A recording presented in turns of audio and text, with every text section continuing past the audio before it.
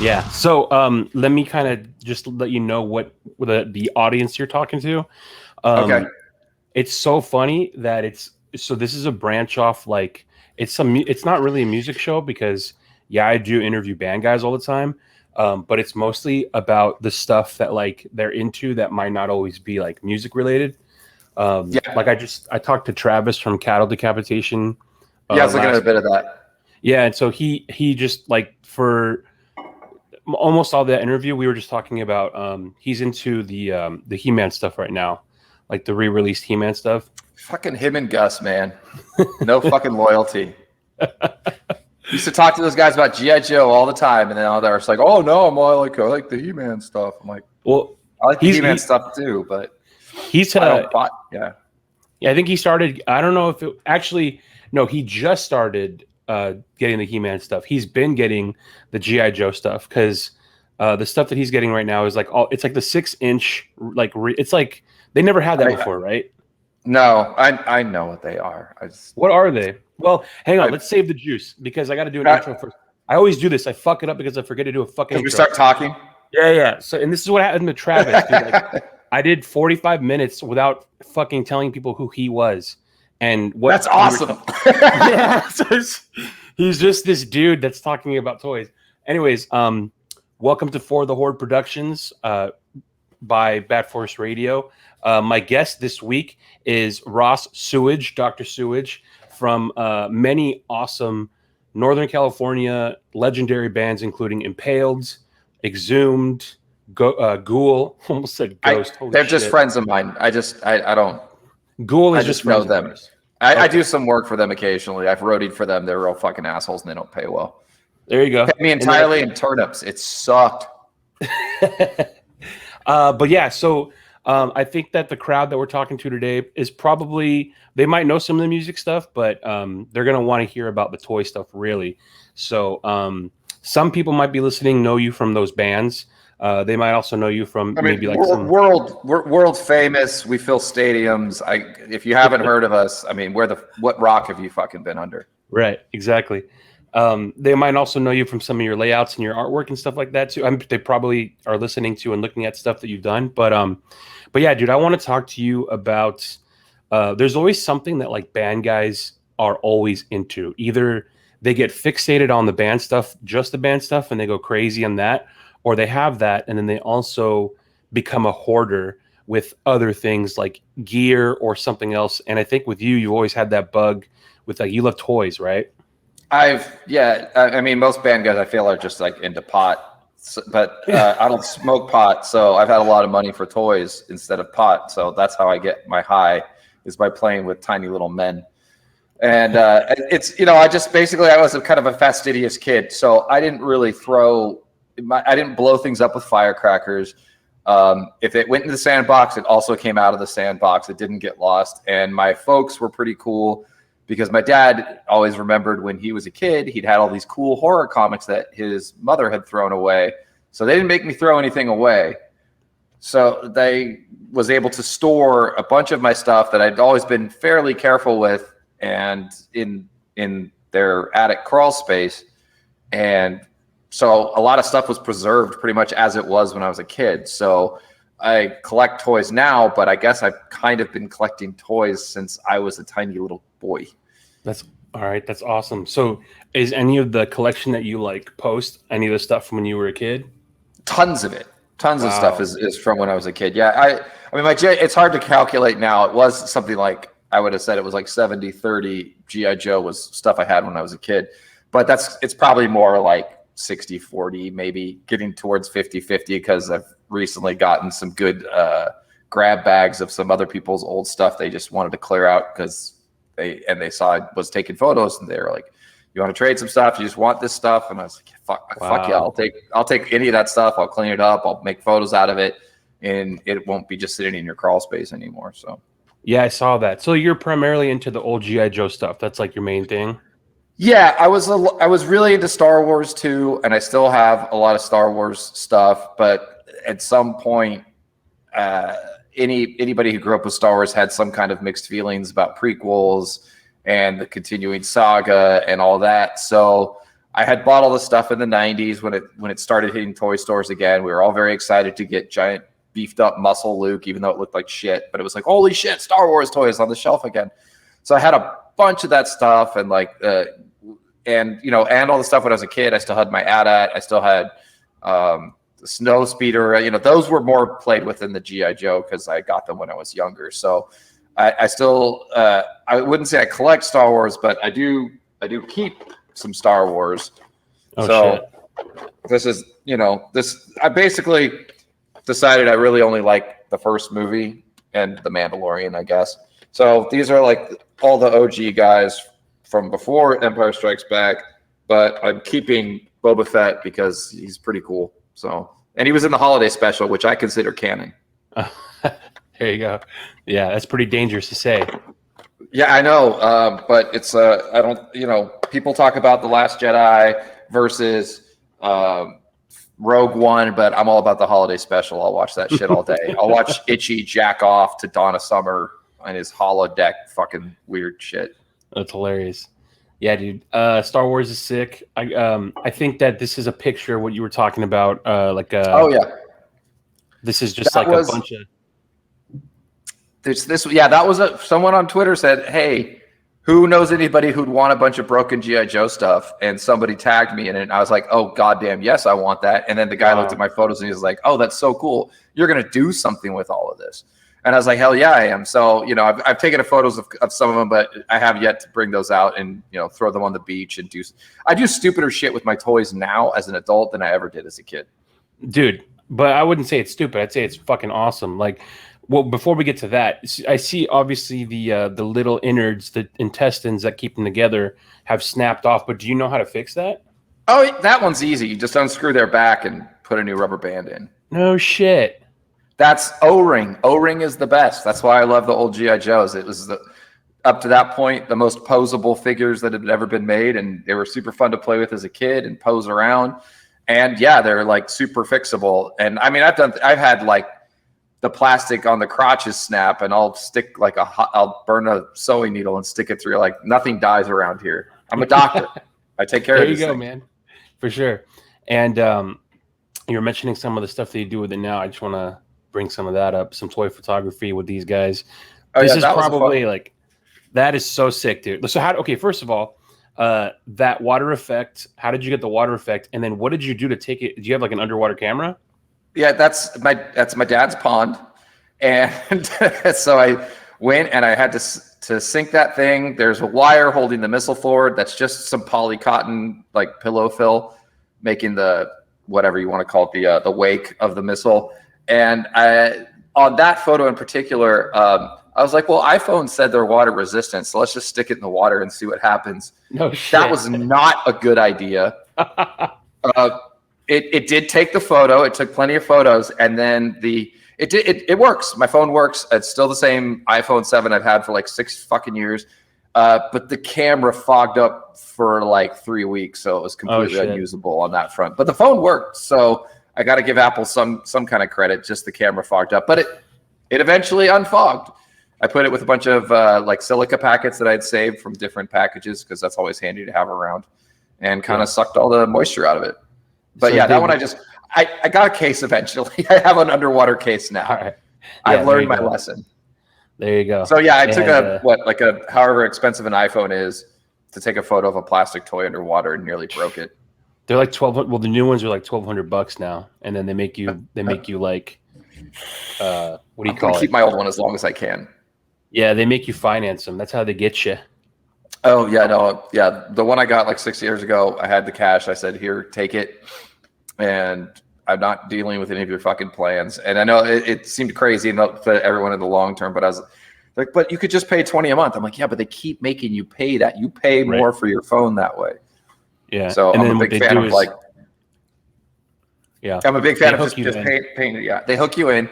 Then you upgrade every year, and you end up paying them tons and tons of money, and they take your old phone back, but then they give that to someone else. And I'm just a big fan of like laying waste to my shit as long as I can and keeping it going as long as I can. Same thing with amps my old amps that I fixed myself, and retube them, do all that stuff myself, and replace the electronics and my bases and everything. I'm just nothing gets to die until it's completely unfixable. There you go.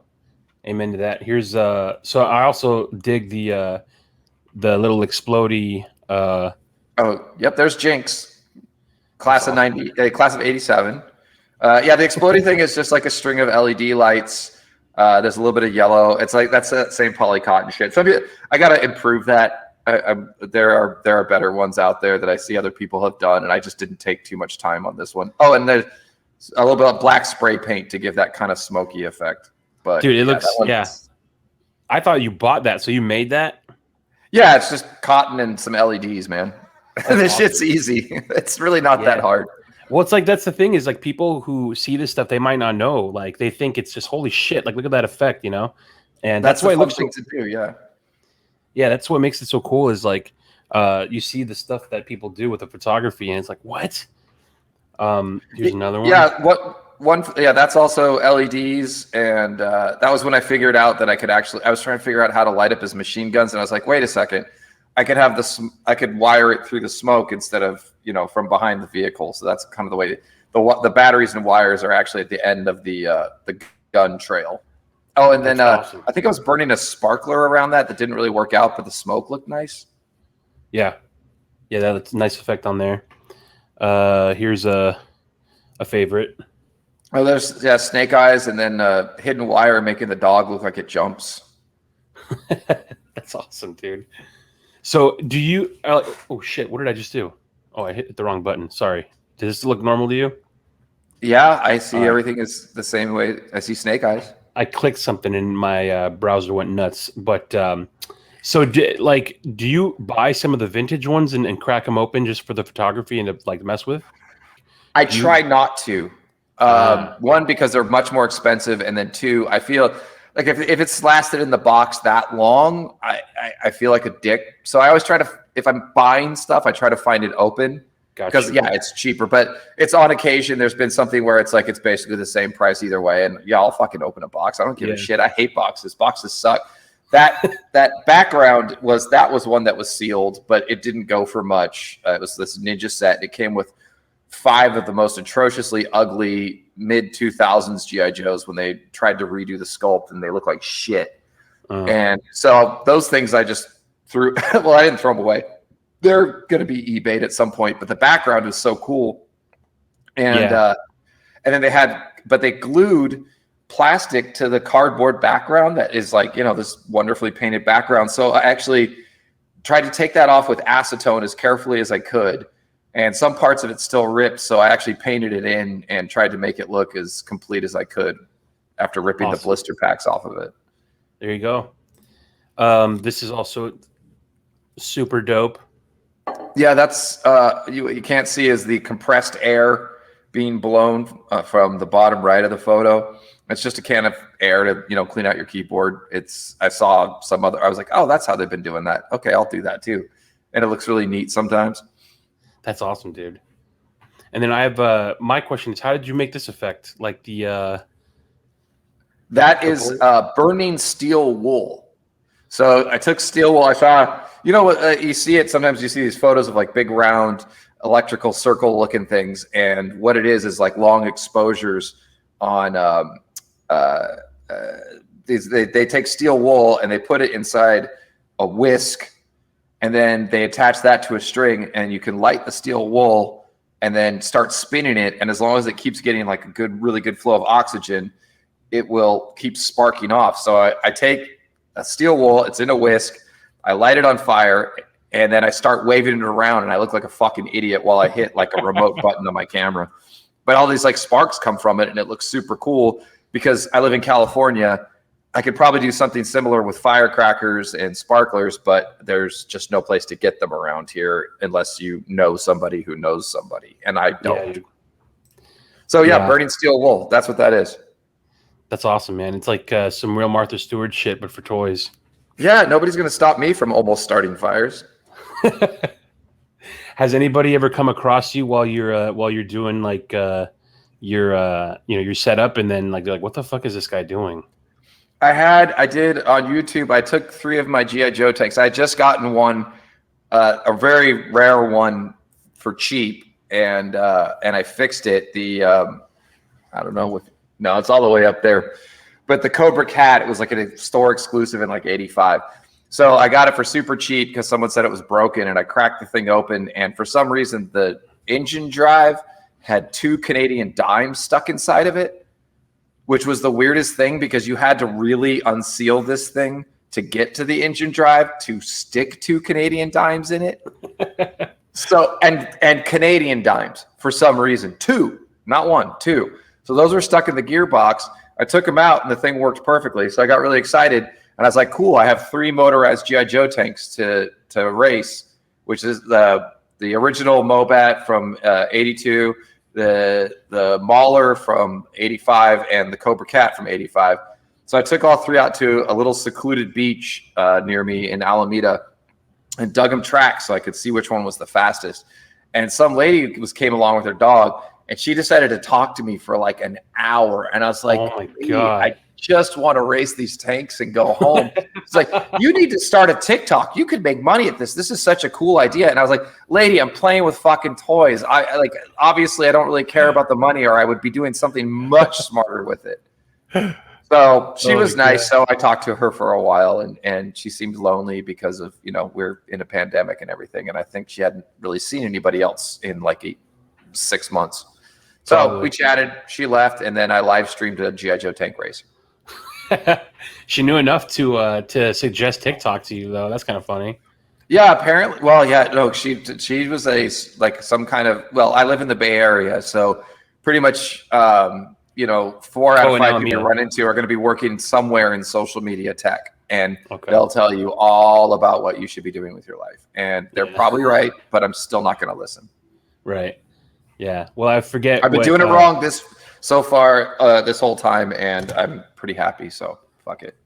Yeah, dude. Well, like, there's I forget the name of the book, but there's a book that talks about like the dudes who like run Google, like the Google CEO, and like how they like are doing like sleep deprivation stuff to like harness parts of their brain that like they do certain sleep stuff. It's like it's so insane. It's like they really are doing some. Facebook has a dream room because they want you to stay there all day. Yeah, it's a whole. It really becomes quite a cult. And I mean, I guess if that's what you're into, you're stoked because you can stay there all day. They've got wonderful parks and patios that only they get to enjoy, and they get like all this food. I've met chefs that worked at Google. Apparently, it's amazing, and they just keep bringing home dinner for their families And yeah, it's a real fucking cult. Like, it's a tech cult, but they're on top of the world, and they got all the yachts. God bless them. I hope they're happy. I've got a G.I. Joe hovercraft. I don't know if that counts for anything. So I used to program on my Commodore 64. Maybe I should have stuck to it, and then I could have. But those guys don't even collect G.I. Joes. So are they even living? Like, that's fucking bullshit. Dude. Fuck them. Exactly. There's another one that where is the one that I was? Is it this guy? Did I already bring this guy up? Yeah, I already brought that guy up. Yes, you did. This is the one that I was talking about. Where is he? Here he is. I was going to say, look, I love the comic strip stuff. Like, this is fucking hilarious what you've been doing with these. That was when I started. So I've had this collection for a long time, and I started really, I bought a couple G.I. Joes as an adult in the early 2000s, and then it was like some Exhumed tour. I think it was like a 2-week one with like Incantation, and we played in Arizona at this bar. It was right next to a toy shop, and I was like, I'm a fucking adult, but I have money, and this toy shop has some badass shit. And I was like, it'd be so cool to get some more of the old ones that I didn't have as a kid. Yeah. So I was like, that'll be neat, and so I bought some, and so that really got me started, because then I was like, holy shit, I go out on tour, I get to go to all the fucking toy shops. So in 2019, I went absolutely crazy because I had a comic book to sell at Exhumed shows. So I had all this extra cash like that was coming to me that I didn't have to worry about necessarily bringing home or telling my then wife that I was bringing home. So I just went out to all the toy stores and was like, fuck it. I want that. I want this. I've always wanted this thing. Let's fucking do it.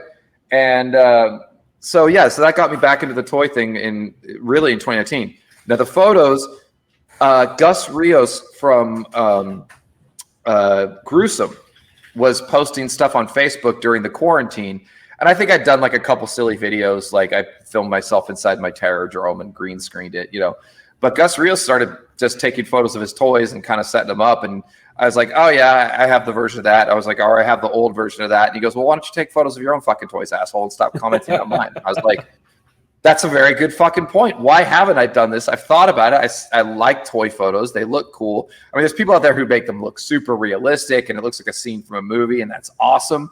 But I just like my big bobble-headed G.I. Joes. Like their heads are completely disproportionate to their bodies. I think that's awesome. They remind me of the cartoon that I liked or, loved so much as a kid.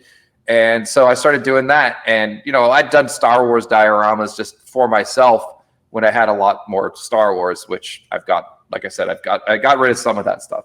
And so I'd had that stuff even as like in my 20s, like I had shelves set up with the Ewok village and all the Ewoks I had and all that kind of shit. And so, it really I started just doing a couple strips like at my house, like in front of a computer screen with backgrounds. And I was like, I need to get the fuck out of the house because it's quarantine. I need to like go on a hike. I'm going to bring some G.I. Joes. What a great fucking excuse to get outdoors and check out a new, city park that I haven't been to before or some shit like that. So that was kind of the genesis of it. And so thank you, Gus Rios, for getting me out there and making me have some fun with this shit. Hell yeah, man. Yeah, that's he's a beast of a drummer too. That guy's awesome. He is a beast of a drummer. He's a super sweet guy. So we chatted on the phone, usually drunk, about G.I. Joes, which is a lot of fun to hear two 40-year-old men blathering on about G.I. Joe and what it means to each other while drunk. Yeah. So, okay. Well, let me show this picture real quick because this kind of gives you a little bit more of your genesis. I know this is not G.I. Joe. Don't get me wrong. I have a super love for Masters of the Universe. I love Masters of the Universe. But all of that stuff got sold so I could afford an Omega Supreme at a garage sale. Oh, no shit. Yeah. So I moved on from Master of the Universe, and I was into Transformers, and I was like, oh, Mom, Dad, I really want Omega Supreme. And I'm sure, I don't know what he went for back in the day. Maybe it was like, oh, shit, he's worth it's like $50. Holy crap. Wow. I mean, trying to think of 80s prices. So my parents are like, well, you can get one, but we're not buying that one because it's not, Christmas time or whatever, however it went. I had a pretty good childhood, but they were like, we're not buying that. Like, you got to figure it out. You got a bunch of stuff. So I sold all my He-Man at a garage sale, mostly to a kid down the street. Mm-hmm. So sadly, I don't have Castle Grayskull. Of all the stuff I've saved, I don't have Castle Grayskull or any He-Man anymore. Yeah, I do love it. I love the cartoon. I did some videos starting in 2019 and then went into quarantine. And I started doing some power metal karaoke over Man-O-War songs and calling it He-Man-O-War. So if you go to my YouTube channel, YouTube/Sewage666, I think that's the name on there. There's 3 He-Man-O-War videos, and it's just basically me singing over karaoke versions of Man-O-War songs, cut to scenes from the cartoon. Because awesome. I love He-Man. I love showing off. The one thing I did say from He-Man was, well, okay, this is worth getting. So pardon me for leaving. Go ahead. The frame for a minute. Where because it's on my bookshelf right here. Where the fuck is it? Here it is. Yes. This is the only thing I have saved from He-Man is the program for the He-Man Masters of the Universe Power Tour. This was a live action He-Man show. And so there was this couple, they were into weightlifting, I guess.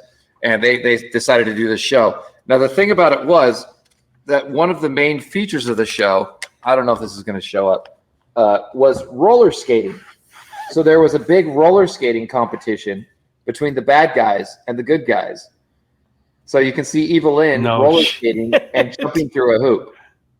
Yeah. Wow. And then there was a guy, and there was music too, Songster, who unfairly never got an action figure, provided a soundtrack and sang the songs along.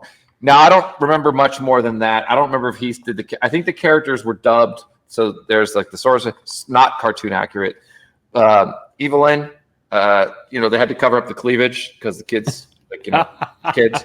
But yeah, like fucking Snout Spout got like a live action character.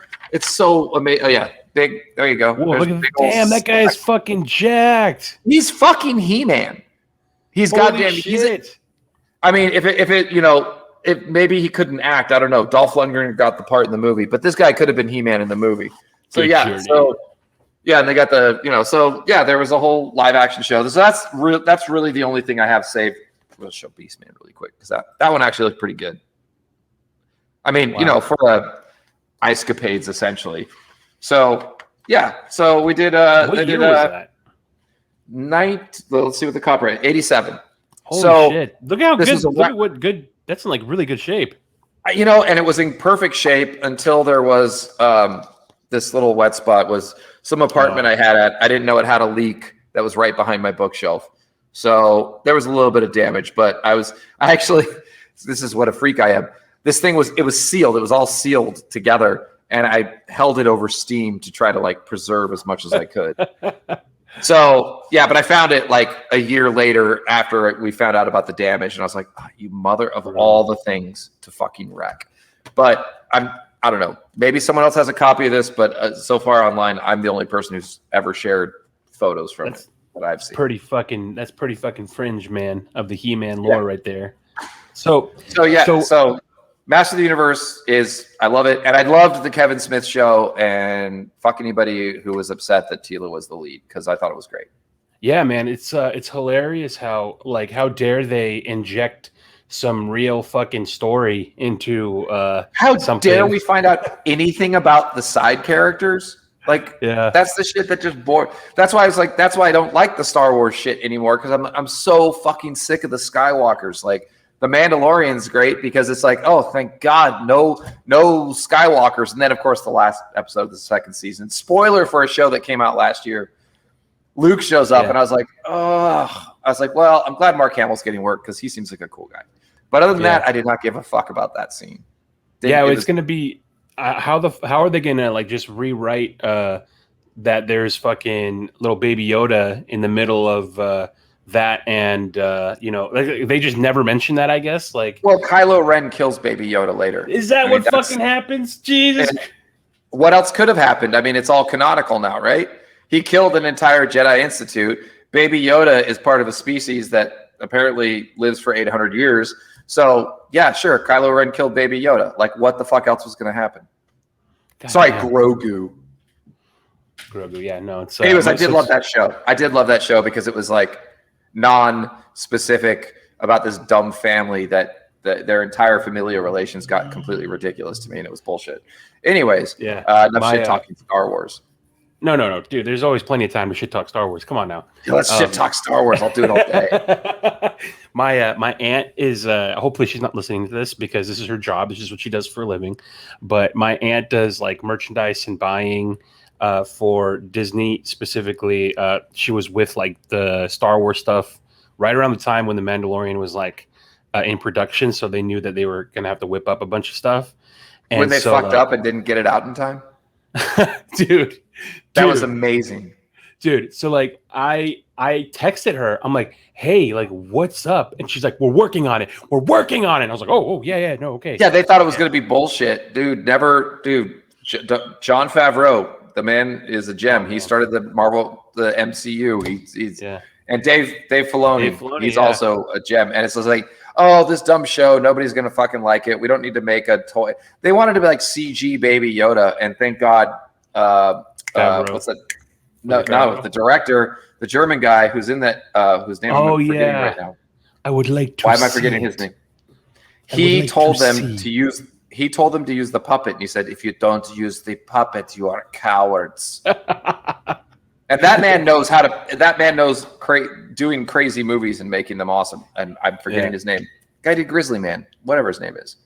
So he. But yeah, they thought that was going to be nothing, and then they missed it, like the best marketing opportunity of all time because Kathleen Kennedy is an idiot and has no idea what she's fucking doing. Dude, it's like I I stopped I mean, I don't know what it was after excuse me.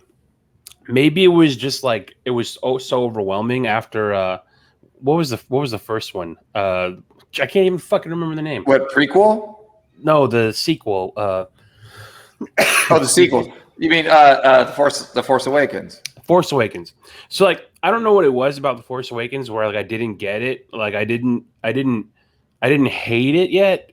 So I didn't hate. I hated that movie. So I didn't hate it yet, right? And I think, like, looking back now, I'm like, well, it's the same thing. Like, and so I think it was because I was just so I just bought into the nostalgia so much that I was, they're gonna take. I mean, they're gonna fair. take care of me. Yeah. Yeah, you're like, oh, look, the Millennium Falcon. When the Millennium Falcon showed up and the crowd cheered, and I saw that movie by myself because there was no way I was going to get my ex-wife to go with me. And when the crowd cheered when the Millennium Falcon showed up, and I was so upset. I was like, fuck all of you. Fuck this. I don't fucking care. Like, it's an entire galaxy of adventure. Like, show me anything else but the Millennium Falcon. And like, and then like, oh, nobody remembers the events of 20 years past, which actually kind of holds up because nobody really remembers George Bush and his failed attempt to change the world. So actually, I have to give J.J. Abrams credit on that. Like, I could totally see, like, when that came out, they're like, what? They don't remember like Luke and this like two Death Stars like being destroyed and the Force and all that. And I was like, oh, Jesus Christ. Like, people think George Bush was a good president now. So I guess they're like, J.J. Abrams was kind of on with that one. So yeah. I got to hand that one to you, J.J. Abrams. But otherwise, you made a fucking movie I hated. I don't get the nostalgia. What? Bush is friends with Ellen now, man. It's okay. Oh, yeah, it's okay. He's great. He's a fucking piece of shit. Fuck that guy. Yeah, so, I mean, I was fucking marching across the fucking San Francisco against all the wars. So, but here we are, and the Taliban's taking over Afghanistan again. Wow, I am going on some tangents. Anyways, J.J. Abrams sucks. He's a piece of shit. Anybody who calls themselves a Star Wars nerd is also a piece of shit. It's like, oh, Star Wars? It's like one of the most popular movies ever made. Yeah, sure. You're a Star Wars nerd. Star Wars is great. Don't get me wrong. I don't want to gatekeep. Star Wars is fun. I like the first movie. I like the really dumb stuff like the disco records and shit like that in the holiday special. I kind of shut down after that. And then The Mandalorian was really good. And I'm not going to deny something that's good. Oh, dude. It was. It's what I feel like is like I feel like the Star Wars franchise, in my opinion, in my eyes, I was like, it's dead, dude. What the fuck? It's like a bloated carcass. What are they doing to it now? They're just keeping it alive. And then like the Mandalorian is like the tiny little heartbeat that's like still going. I'm like, oh my God. Like, well, and hopefully, that's the whole thing. The Star Wars universe, they kept like focusing on the Skywalkers, which I get. Harrison Ford's a popular actor. The movie's made billions of dollars. Am I wrong or are they wrong? They're doing just fine. They're sitting pretty in their fucking mansions in Hollywood. So that all said, creatively speaking, The Mandalorian was light years beyond anything that they could have come up with at the Disney studio. It's like, we're lucky that it even got made because I think they wanted to shut it down on several occasions, but they figured out how to make it cheap with the whole new technology of digital backdrops and stuff like that. So we got lucky. We got lucky that two very creative people were able to put that show together and not have to tie it into the whole Skywalker saga. And that's like the Kevin Smith thing. It's like people are so upset. Like, oh, well, I mean, chuds are fucking upset. Everybody who has an opinion that I give a fuck about has really enjoyed that new Masters of the Universe show because it deviates a little bit from the main story. It focuses on different characters. Like, did you know that Roboto had fucking motivations? I didn't. Like, that's amazing. That's great. They made it this great character out of this stupid like gimmick toy that just had gears in his chest that moved. It's like, stuff like that was super cool, and making Man-at-Arms a badass instead of just like a dummy in the background and stuff like that from the original cartoon. So they did some really cool, innovative things with it, but kept at the heart of it the heroic journey. So I really appreciate stuff like that. And it's just like, well, Star Wars, like The Last Jedi. That movie's fucking Last Jedi movie's fucking terrible. But the second one, right? The second one, it's terrible. It's a terrible movie, and a lot of people are like, "No, that's the best one." You're right in that it tried It tried to do some cool shit, like burning the Jedi text, saying the past isn't important. Let's move forward. I loved the motifs that it put forward. It's just a terribly made film. It's got terrible beats in it. It's got terrible plotting, terrible storytelling. So But I like the stuff where it was like fuck the past. Like that part I totally jibed with, but it just wasn't a good movie. And it sidelined the most interesting character in the entire sequel trilogy, which would have been Finn, which would have been cool to see, a stormtrooper and a person of color be the lead of the series instead of all the Whitey McWhites that they fucking just replaced the old cast with.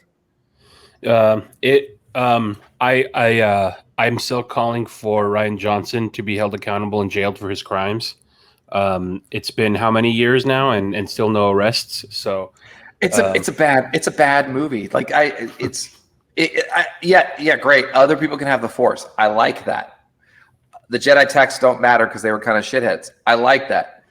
Can you not make the ending scene look like an Italian knockoff of Star Wars? It looks like shit. It's just like giant red background. It's like, I mean, I've seen all the Star Wars knockoffs and I've seen Star Cruisers or whatever the fuck all this Battle Beyond the Stars and all that shit. And that's what that movie looks like. It looks terrible. Yeah. And the story's not good. Like, and all the differing plot lines, like they don't make any sense the way they're going. I'm in a casino planet. Yeah, but the ship I just left from is still being chased. What the fuck is happening? And the casino planet doesn't even figure into any of the rest of the story anyway. It's all bullshit. Well, I do like how on the casino planet, this is probably my favorite part of the whole Last Jedi. That is Last Jedi, right? The casino planet? Yeah. Yes. My favorite part of Last Jedi is when Rose frees all the animals, but she leaves all the children in slavery. Very cool. Very cool. Love will save us. It's like, no, actually, it turns out fucking, a missile into an exhaust vent will fucking save you. That's what you need. Oh man, Love yeah, that's not going to save anybody. I just like was rubbing my face like that whole movie. I think like when I was watching it, and it's rough. Only to be surpassed by the sequel trying to put it all together, which just says just have a plan. Just if you're gonna like, that's where we're at. We're in a world where big blockbuster franchises rule. Have a fucking plan. That's all you got. DC fucked up. They didn't have a plan. They left it to a guy who just likes slow-mo and incorrectly cued vintage classic rock. And that didn't work out. So have a fucking plan. It is pretty impressive that they would give like that $1 billion franchise to someone that didn't have a plan though. Like it's super impressive. Like, wow. They should have, yeah. I mean, I don't like J.J. Abrams. I think he sucks, but it would have been better if he had just, they just had said, look, we're going to hire you for 3 fucking movies. Just do them. Yeah. That would have been better than what you got, which was like a bunch of people arguing on Twitter about which one's the best and nobody agreeing. However, everybody agrees The Mandalorian's great. So what's the biggest success? It's The Mandalorian. It's like, is everything super popular always the best? Not always. I don't know what I'm saying now. Yeah. I'm just saying The Mandalorian's really good and the rest of Star Wars has fucking sucked since the first movie. I was really worried because J.J. Abrams, I guess it just got released. Was it this week or last week? He just came out with this like UFO documentary or this UFO series, and I was so fucking mad that it was. Did you see? I just did. I'm an emoji right now. You watched the facepalm emoji? No, you just told me J.J. Abrams put out a UFO documentary. I'm going to reenact an emoji right now, dude. So like, I fucking hate J.J. Abrams. What sucks is that like I love UFO like lore. I love like the conspiracy theories behind it. I love all the crazy people that fall like that come up with the crazy shit around it. Right. I just love the lore of it. And so I was like, when they said that J.J. Abrams was going to do a documentary about it, and I was like, I'm going to fucking hate that because it's fucking J.J. Abrams. Like, just, I don't know. And I have the mystery box. He's going to give you a mystery box because that's their whole thing is the mystery box. Here's the problem with UFO lore. Here's the problem with anything that's not real. UFO lore, like many other things like weather control or QAnon or flat Earth, it always eventually ends up as racist. Every fucking time. UFO lore, because I'm going to forget all the names, but there's the Greys, right? We all know everybody knows the Greys, right? Give me 1 second. Hang on 1 second. Okay, go ahead. Oh, yeah, there we go. We got the Greys. So, we got the almanac. So, as in the species almanac, do they have the ones that look like blonde-haired, blue-eyed Aryan super people? Aren't they called like Aryan, or aren't they called? They're called like Scandinavians. They're the perfect alien. Yeah, they're the best alien. Blonde hair, blue eyes. Yeah, they're the ones who are above all the other aliens because it's fucking racist. The shit is racist. Ancient aliens. There's nothing more racist than the theory of ancient aliens. It's like, oh, look at the Greeks. They did such an amazing job. That was the height of Western civilization. The Parthenon is love, or the one of them's Roman, one's Greek. I forget which one's which. Parthenon, Pantheon. And they're like, oh yeah, look at look at how sophisticated the Greeks were because they're sort of white and part of Europe. Mayan temples, no, ancient aliens. Those were brown people. They could never have built that shit on their own. No, not possible. The Greeks, oh yeah, sure, they could have built it around the exact same fucking time. Or the Native Americans, they had one of the largest temples in the world. It happened to be made of not out of stone, but it was like this huge city center. Where the fuck is that? It's in I want to say Tennessee, but I could be wrong. But they didn't discover it for years because they didn't build it out of stone. But they're like, yeah, why is this weird mountain here? It's like, holy shit, there was a whole civilization here that traded from South America to like the upper reaches of North America. Yeah, guess what? Like fucking brown people had cities and shit. Like, I hate that shit. I hate ancient alien shit. And I'm not a UFO believer. I do believe there's aliens on other planets. I don't believe interstellar travel is possible in any kind of organic form. Well, that's why I think I like the theory that they're not alien. They're not like aliens from another planet, but they're like interdimensional, like from another. How is that better? It's not that it's better. It's easier. Well, yes, it is easier, but it's also bullshit too. Like, I mean, it's just not there. People are like, well, if you're not open to it, you're never going to have an experience. And it's like, well, what the fuck bullshit is that? I say if you're open to it, you're a fucking rube. So what's the difference? I love sci-fi. True. Yeah. I mean, it's just but I'm open to ghosts. It's like, well, then of course you're going to think you saw a fucking ghost. What was that creaky noise? Oh, could it have been like an air conditioning fan that was like off tilt? No, must have been a fucking ghost. Yeah. Like, dude, it's true. The human brain is all fallible. The human species will live and die on this planet. We're never going to become an interstellar species. We could send technology forth, but it's not us. Like, okay, so I'm getting way off track. I love G.I. Joe. Do you want to see some other toys? I'll get on some shit. You're getting me on some shit. I'll go. I'll go. I was listening to this astronaut talk about like how he was on like the International Space Station for like over a year and like what it did to like his bones and shit. Was this the twin? Was it maybe he was talking about that, but like the stuff that happens to your like, oh, we're not supposed to be up there.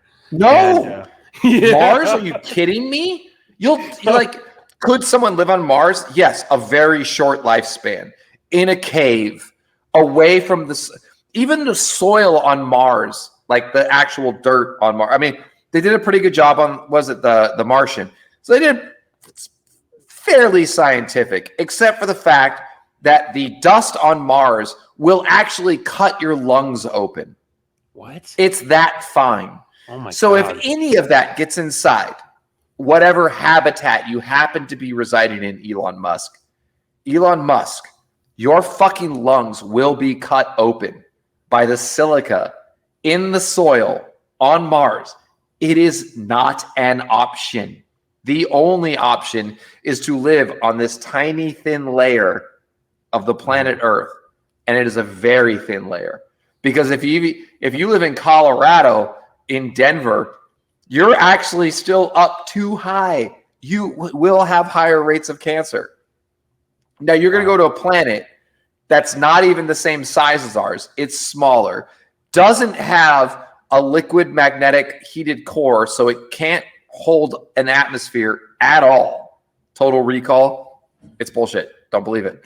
It's a great movie. I love it. But Mars cannot hold an atmosphere. The solar winds will carry it away every time because it does not have a liquid molten core. It cannot sustain it. It's just, it's mind-boggling to me. Like, you live on Earth. Let's make the best of it. Let's send technology out to the universe. Let's bring in asteroids to mine. I'm all for that kind of shit. Manned spaceflight is, for the most part, an ego fucking trip. Yeah. So that's why, like, you know, the whole thing about like aliens, like if you had an intelligent species out there that was able to travel, like it'd make way more sense for them to send like robots or drones than to like fucking send like an actual living person. Absolutely. The closest thing that came to anything kind of realistic was Rama by Arthur C. Clarke, which basically they shot out this gigantic tube that spun, and so it gave itself centrifugal gravity. And even those aliens were dead in that one. Like, they didn't make it. But they went. Earthlings went into their habitat. And they're like, holy shit, this was a whole habitat. And that was like as close as you could get to interstellar travel. But like, you're talking multi-generational. We're not going to find warp speed. It's not going to happen. You know, how much carbon footprint did Jeff Bezos have to send his flying dick into fucking, not even space? He sent it to like the upper atmosphere. He's not even, that's the thing. People don't get that. Like, there's like, you know, geostationary satellites are like up here. And then the International Space Station is like here. And then the moon is like up at my fucking like ceiling. We landed on the moon. Don't get me wrong. I'm not like a conspiracy theorist like that. We absolutely landed on the moon. That like, but like, what was the fucking point? Honestly, other than American exceptionalism, which we all know America's only exceptional at being racist and awful. Like, we just spent a bunch of money to go to the fucking moon. I guess we proved it wasn't cheese. Awesome. I mean, it's kind of cool. Yeah. There's like pictures from there, but now we've got the technology. We can send a drone there. It can take the same fucking picture that Neil Armstrong took. Who gives a fucking shit? Neil Armstrong, you're a bitch. Oh my God. He's from Ohio. Fuck him. All right. Well, I want to go. I don't want to forget about. So that's what you do. Well, the toy stuff, that's what you do during the day. At nighttime, this is what you do. This was this would have been. I don't think this was the Incantation tour. This was this was 2019, I believe. Yeah, 2019 with fuck. Who you guys on tour with? Was it? We were on tour with Gate Creeper and Gate Creeper, Necrot, and Yautja. Wait, was that Yautja or was Yautja with Origin? Shit, now I'm fucking forgetting. Oh shit, with Origin, that's a fucking sick lineup. That was really good. Yeah, no, I think Yautja might have been with Origin. Fuck, I can't remember now. We definitely with Necrot. Necrot was definitely on this tour. Yeah, it might have just it might have been that. That was like the main thing. And there's me screaming. That was my Iron Birds last time on the road. So yeah, that was an Iron Bird that I scored for very, very cheap in the 90s when everybody wanted to play grunge and I still wanted to play pointy guitar metal. Yeah. And that was a lot of fun. I don't recognize that venue necessarily, but the hi-hat we had. Oh, that was the LA show. That's the one where we played for way too long. And because I told Matt that our set list was way too long and he didn't believe me. And then an hour and a half later, he was like, I think our set might be too long. Dude, you had the fucking crowd going the whole time though. That was a good show. I mean, we had a lot of fun on that tour, and Necrot and Gate Creeper were awesome people to tour with. I couldn't have asked for better people to tour with. Was it Judiciary? Judiciary was on that tour, I think, if I remember correctly, a band from Texas. And we had a really good time. We actually had Thanksgiving with Necrot at an Airbnb somewhere outside of Seattle. No shit. So we spent 2 days together, and their driver happened to be, he was an Italian guy, but he also happened to be a great chef. And so he made some of the best fucking lasagna I've ever tasted in my entire life. And he also cooked a turkey, which I'm a vegetarian, so I didn't taste that, but it looked beautiful. So I think he nailed the turkey. And yeah, we had a really good time with Necrot. Such a good time that we were like, let's do Europe again next year. And then a plague happened. So we're hopefully in 2022, we'll be making up that tour and going out with Necrot in Europe in 2022. I hope so, man. Yeah. I just got it. Yeah. I was going to say, as long as everyone does what they got to do, but I just got a text that said, dude, the Mormon Church officially pro-vax. So many essential oil moms losing their minds. The Mormon Church went pro-vax? Yeah, apparently. I don't know. Just a text message. Well, you know, speaking of kind of racist. Well, yeah, I know. Like, what, they didn't allow black people in their church until like 1976 or some shit like that. Dude, yeah. Like, yeah, they had like a good 100 years to fucking correct that, but they didn't. And I'm sorry to the black people who went ahead and joined that church. Anyways, the Mormon Church, it's really backwards. It's awful. What they pushed Prop 8 in California, the anti-gay marriage law. But the one thing I could see them being pro-vax about is they have extremely large families with tons of kids. Oh, yeah. So I guess they don't want their kids to die or have these crazy complications that we're hearing about, or sort of hearing about. We're not really hearing about them yet, but they're out there. Yeah. Moms and dads, watch your kids, because this COVID shit, like, there's parents out there who say that they don't even recognize their child anymore. Like, something happens up here. Dude. This shit is crazy. We're in some crazy shit. I got a tour planned for this year. We'll see. Because a bunch of motherfuckers in Florida don't want to get, they won't let kids wear masks in school. Texas is the same, but at least the cities in Texas tend to be a little bit more reasonable. It's not even like liberal versus conservative anymore. It's just idiot versus not idiot. You don't have to be that smart to want a vaccine for a plague. Yeah, it's an interesting time, man. Like, it's pretty amazing that people are questioning just kind of like the most basic laws of science. I mean, I'm a big vaccine proponent. Anyways, I've got I had to get an experimental vaccine to go to Brazil to play the yellow fever vaccine because they didn't have the standard one available. And I was like, I don't give a shit. I'm in my 40s and kill me. I don't care. Some people's trepidation, I understand, where they're like, oh, what is this? The mRNA vaccine? Like, what the fuck is that? That's totally different. It's like, well, except for they've been working on it for like 30 fucking years. And it just hasn't been able, like, they haven't needed to roll it out till now. Yeah, dude. Well, guess what? I'm really glad they worked on it for 30 fucking years to get it right. So, and then that's, because these other people won't get vaccinated, or maybe because the U.S. and England and the rich countries have hoarded the vaccine from poor countries, you get these variants coming up. But then there's like these willfully ignorant people in the richest country in the world. For the first time, you have free healthcare. The first time in the history of the United States that everybody gets to be on equal footing. Everybody gets a free vaccine. That has never, like, when the fuck has that ever happened before? That we all get access to the same equal healthcare, and these motherfuckers won't even take it. It's pretty amazing, man. It's like, go fuck yourselves. I put it out there several times on social media. I'm like, if you're not going to get vaccinated, don't come to my fucking shows. And some people have pushed back, and I'm like, I don't fucking care. Like, you don't want my money? I'll give it to Deicide. Give it to Deicide. I don't care. I don't make a living at this. I'll give it to Deicide? Yeah, because they're on tour at the same time. But like, this is paid for by my money, not band money. Band money barely makes my rent. Like, I go on the road and it's like, okay, great. I guess I didn't totally lose my shirt being on the road. Like, I don't make fucking money. I play underground death metal. Who gives a shit? Yeah. Like, don't come to my fucking show. Get vaccinated or don't come to my show. Yeah. So hopefully we've weeded out the non-vaxxers that listen to the show. I doubt we had many anyway, but fuck them. Fuck them. Fuck you. Oh, I'm pro-science all the way. And interstellar trap. And well, let's see. What else can we get rid of? Let's get rid of cryptocurrency fans, even though I want to invest because they're all idiots and I want their money. So no Elon Musk fans because we're not going to Mars. We got rid of alien and flat Earth conspiracy theorists because they're idiots. Neil Armstrong fans.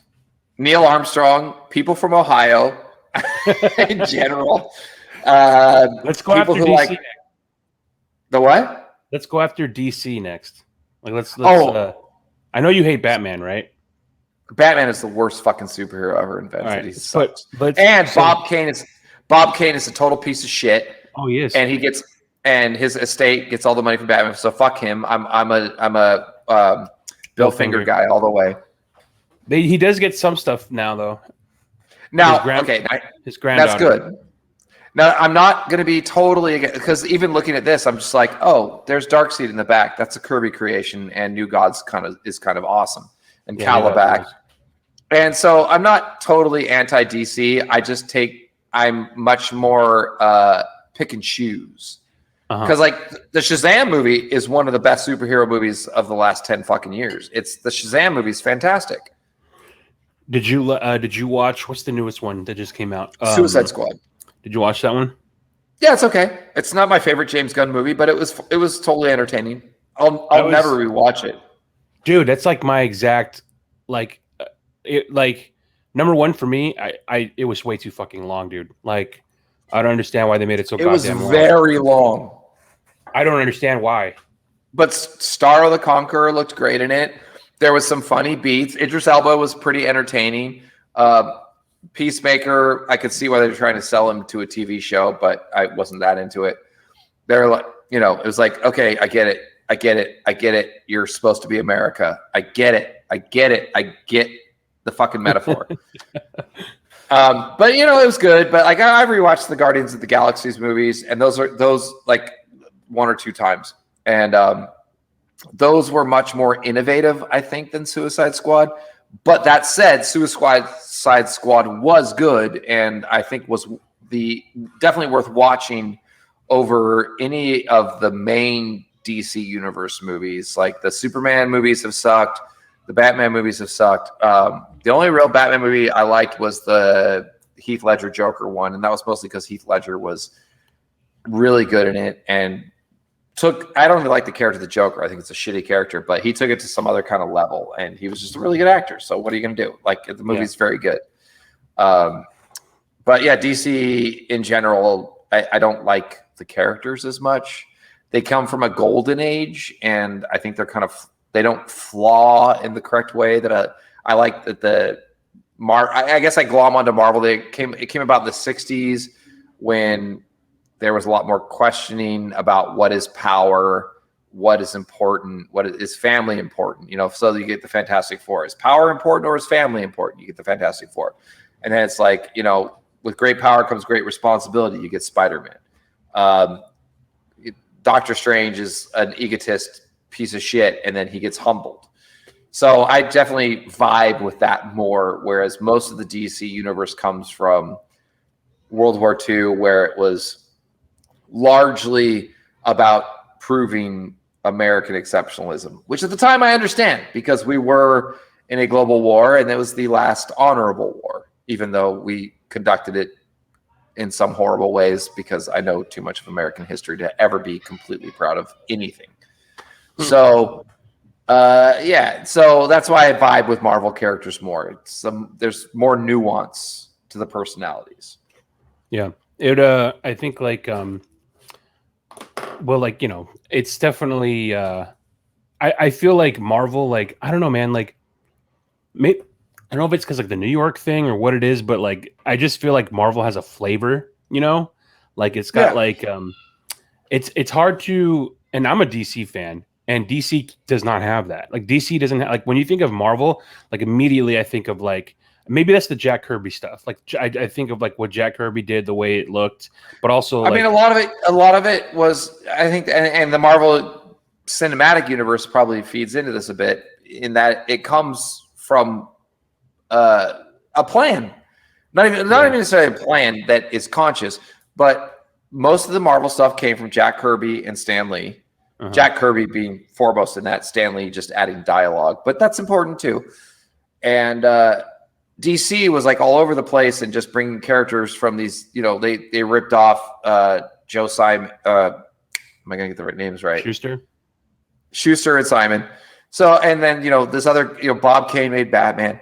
these random creators dudes. who made this stuff, and then DC just owned. Right. Whereas Marvel, they're like, hey, these guys are already part of a universe.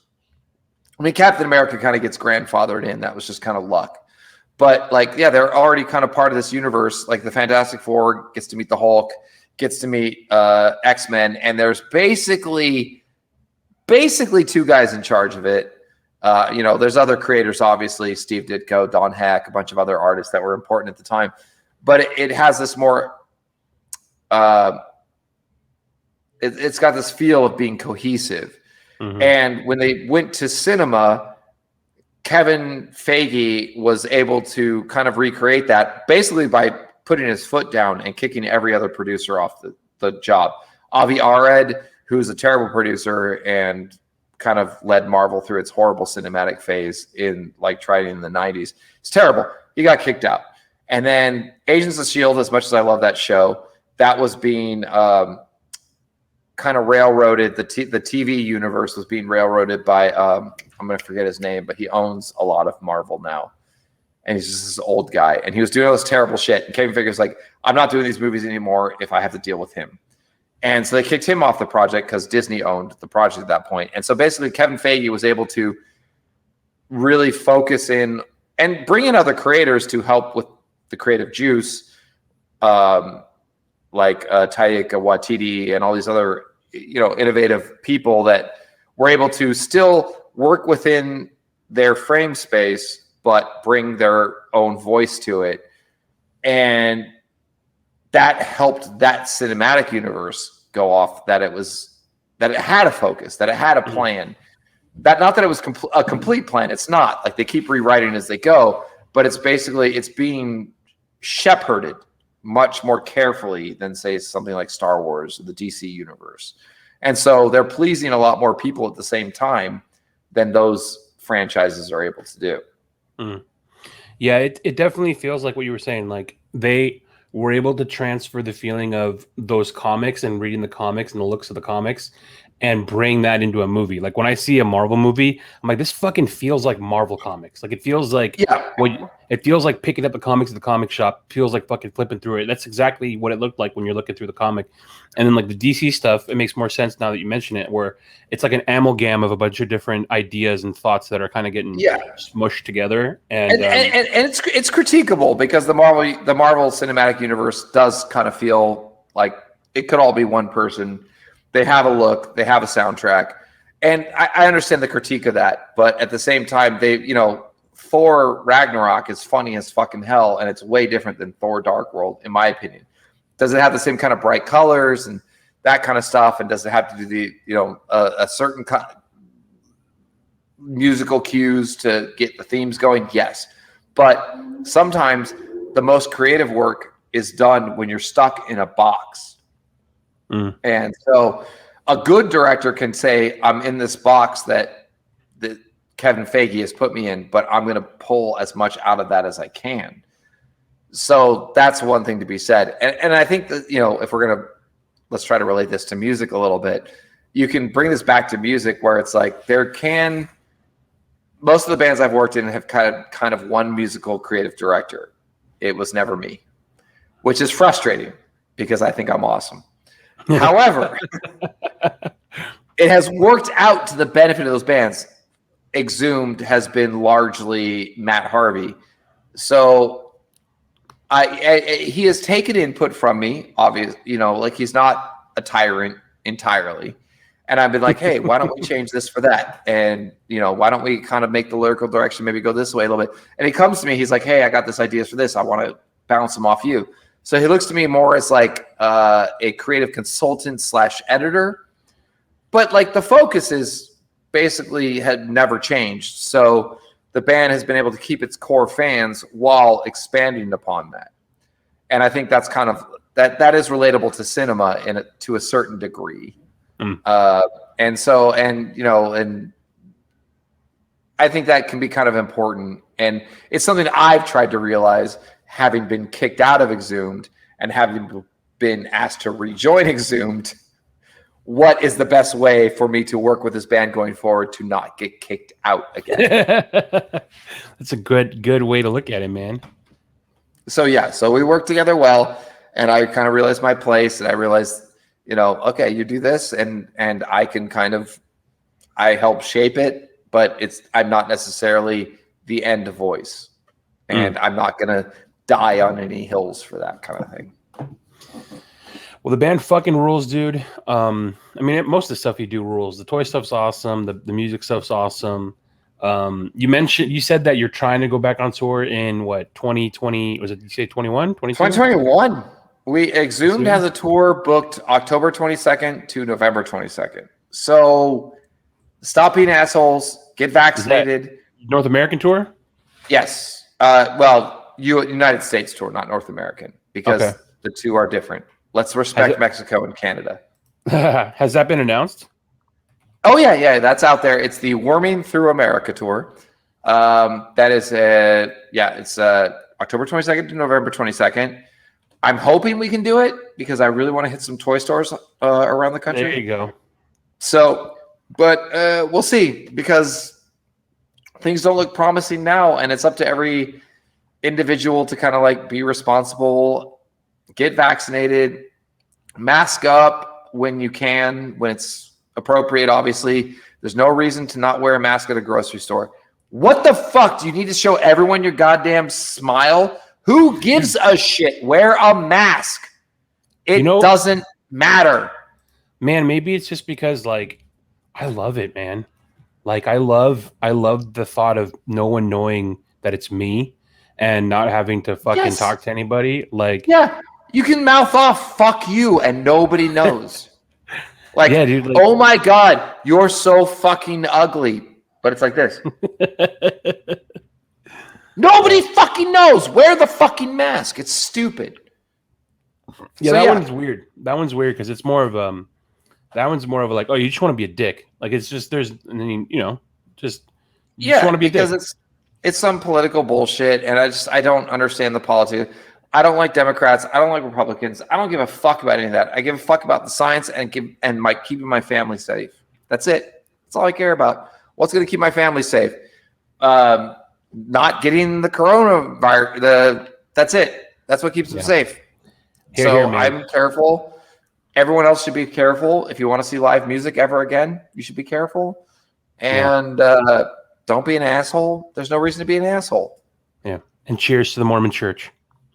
Cheers to the Mormon Church for being on the side of families. That sounded ugly. Because they're not.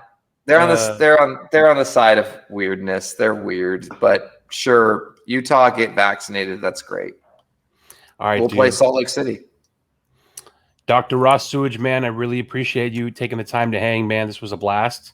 This was a one bottle of wine podcast. Fucking A, dude. There you go. Well, there now officially it is. There it is, officially. When that tour kicks into gear, or maybe afterwards when you have more time. Oh shit, are you still there? Yeah, I'm here. What, dude? I pushed the button again and you went away. Well, I don't know. You look the same to me. You can see. You can hear me. There you are. All right.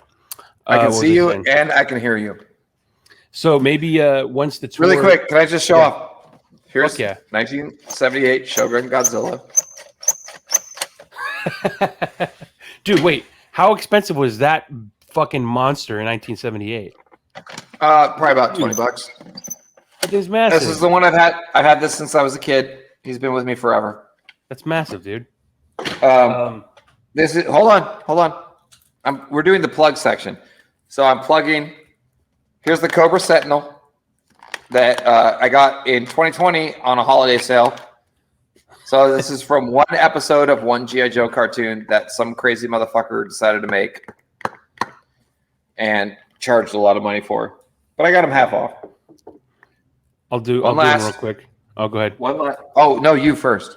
All right, you get the last one because save the best for last. Okay. Marvel Build-A-Figure Sasquatch. Ooh, nice. The only Build-A-Figure I have Man-Thing, because Man-Thing's my favorite Marvel. Sick. Man-Thing is my favorite. And then here's the biggest one I have because I'm an asshole. Oh, shit. I just kicked my fucking computer. Almost lost you. I've got... Here we go. Holy shit. Fucking Unicron. Whoa. the biggest transformer ever made at, I don't know, 30 inches. When did Say that hi. come out? That came out. It finally got released this year. I got mine in May after FedEx broke the first one I was supposed to get. Oh, fuck. But yeah, pre-ordered in 2019. And you just got it? Yeah, pre-ordered in November 2019. And I will be pre-ordering another one from them now. They're doing Galactus. I was saying, before I let you go, I meant to ask you this. Travis from Cattle Decap is collecting those 6-inch G.I. Joe figures. What are those? Bullshit. They're bullshit. That's the best way to end it. Oh, Travis, God. I love you. Travis is a great guy. I've known Travis for well over 20 years. And the 6-inch G.I. Joes are bullshit. They're you know what? If you're into it, if you're a new collector, I would never collect G.I. Joe if I didn't own so much shit from when I was a kid. I'll just put that out there. Like, it's too expensive. It's crazy. Most of this shit I've had since I was a kid. They got the 6-inch shit they're coming out with. The shit's expensive. It's hard to get. It's fucking, they look really good, but I don't want my shit to look good. I want my shit. Is it like a... Look at this guy. Does this look good to you? No, that doesn't even look like a face. It's terrible. That's what I'm into. I don't want it to look great. I want it to look stupid and fucking... Yeah. Look at this guy. Does this look detailed and awesome? No. He looks like an idiot. He's an idiot from 1986. And I love him. He's awesome. Yeah, no. So do I want a 6-inch super detailed, super real? I mean, come on. Look at this guy. He's got a neon orange mohawk. He looks pretty fucking awesome. I love him. He's great. But yeah, no, the 6-inch stuff, it's more realistic. Adult collectors are into 6-inch stuff. I get it. It's more like you're holding the stuff in your hands from when you were a kid. And they look nice and they look great in photos, but I'm not into it. Those have never been like, they never released them like that before. There's no history of them being like 6 inches. No. And now Super 7 is doing ones that are 7-inch for some reason. So they don't even fit with the 6-inch ones. Who the fuck wants that? I don't get it. I must give me little O-ring guy. Look at this guy. Dope. That looks terrible, but he is so cute. And those newer ones, the price point's like what, like $30? That's the other thing. They're like, the price point is what you could get a fucking vintage figure for. Like, again, like I said, I'm very lucky. A lot of the stuff I got figures that I mail ordered for like $2 when I was a kid that are worth like, $100 now. And I feel sorry for people getting into it because that sucks. I totally get it. So they're into newer shit, and it's like, all right, well, you guys buy that shit. Leave the vintage shit for me so that I can finish off my stuff. I don't like 6-inch. I don't like newer G.I. Joes. The retro series is 4-inch, which is not 3 3/4 inch like the O-rings. So yeah, I get a little snotty about this kind of shit. So I hear you. I like my old stuff. I have fun with it. I throw it out. I get crazier with it now than I ever did because I have a car now. I didn't have a car when I was 8 years old. Yeah. And we have a good time. That's awesome, man. I really appreciate you coming on. Let's do this again. We could talk about the toy hunts you went on while you were on the road because that's the best part. That's what I'm hoping for the most. Yeah, dude. All right, man. I really appreciate it, Doc. All right. Fuck Ron DeSantis. He's a piece of shit. You have a good night, dude. Later, Doc.